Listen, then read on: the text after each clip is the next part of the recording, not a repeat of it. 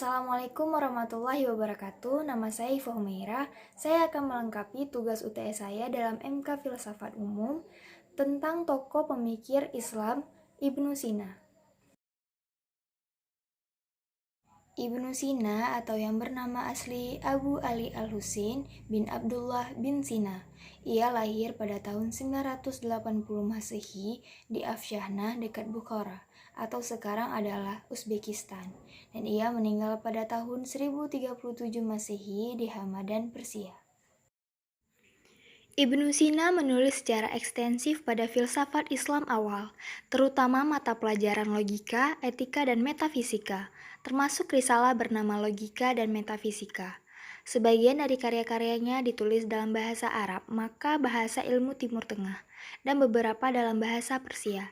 Signifikansi linguistik bahkan sampai hari ini adalah beberapa buku yang ia tulis dalam bahasa Persia hampir murni, atau terutama Danishnama A'la, Filsafat untuk A'la ad-Daulah.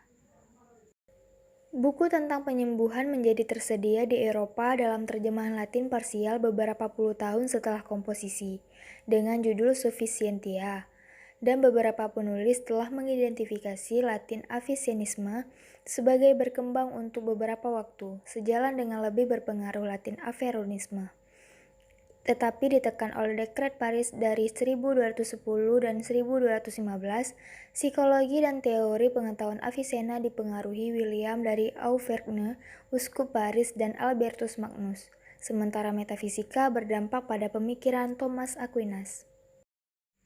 Metafisik, filsafat dan Islam metafisika Islam awal dijiwai karena dengan teologi Islam, membedakan lebih jelas daripada Aristotelianisme antara esensi dan eksistensi, sedangkan keberadaan adalah domain dari kontingen dan disengaja. Esensi bertahan dalam makhluk luar disengaja. Filsafat Ibnu Sina, terutama bagian yang berkaitan dengan metafisika, berutang banyak Al-Farabi. Pencarian untuk filsafat Islam definitif terpisah dari okasionalisme, dapat dilihat pada apa yang tersisa dari karyanya. Setelah memimpin Al-Farabi, Ibnu Sina memulai penyelidikan penuh ke dalam pertanyaan dari makhluk, di mana ia membedakan antara esensi atau mahiyat dan keberadaan atau wujud. Dia berargumen bahwa fakta keberadaan tidak dapat disimpulkan dari atau dicatat dengan esensi dari hal-hal yang ada, dan bentuk dari materi sendiri tidak dapat berinteraksi dan berasal dari gerakan alam semesta atau aktualisasi progresif hal yang ada. Keberadaan harus, karena itu disebabkan agen penyebab dan mengharuskan, mengajarkan, memberikan, atau menambah eksistensi ke esensi. Untuk melakukannya, penyebabnya harus menjadi hal yang ada dan hidup berdampingan dengan efeknya.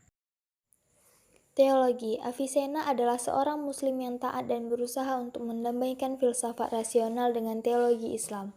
Tujuannya adalah untuk membuktikan keberadaan Tuhan dan penciptanya dari dunia ilmiah melalui akal dan logika. Viewers Avicenna tentang teologi Islam dan filsafat sangat berpengaruh, membentuk bagian dari inti kurikulum di sekolah-sekolah agama Islam sampai abad ke-19. Ibnu Sina menulis sejumlah risalah singkat berurusan dengan teologi Islam.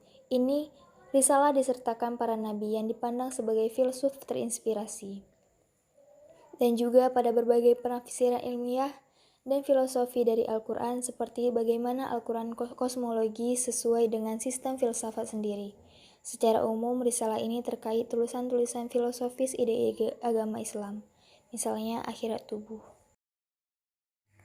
Ada petunjuk singkat sesekali dan sindiran dalam bukunya, namun yang Avicenna anggap sebagai filsafat sebagai satu-satunya cara yang masuk akal untuk membedakan nubuatan nyata dari ilusi. Dia tidak menyatakan ini lebih jelas karena implikasi politik dari teori semacam itu, jika nubuat bisa dipertanyakan, dan juga karena sebagian besar waktu ia menulis karya pendek yang berkonsentrasi pada menjelaskan teori-teorinya tentang filsafat dan teori jelas, tanpa menyimpang ke mempertimbangkan hal-hal epistemologis yang hanya bisa dipertimbangkan oleh filsuf lain.